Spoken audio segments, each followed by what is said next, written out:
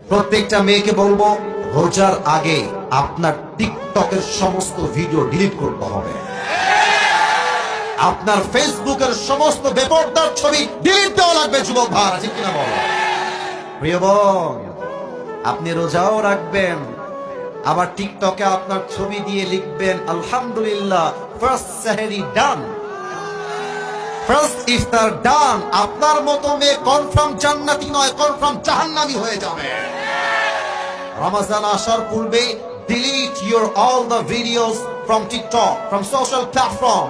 যেই মেয়ে রমজানের রোজা রাখবে এমন অবস্থায় যখন তার ছবি আছে ফেসবুকে, যখন তার উলঙ্গ ভিডিও আছে টিকটকে, যখন তার প্রত্যেকটা ছবি আছে ইনস্টাগ্রামে, মেয়েটা রোজাও রাখবে, যুবকরা তার ছবি দেখে মজাও নিবে, দুইটা প্লাস মাইনাস হয়ে তার রোজার সমস্ত আমল বাতিল হয়ে যাবে, ঠিক কিনা বলেন?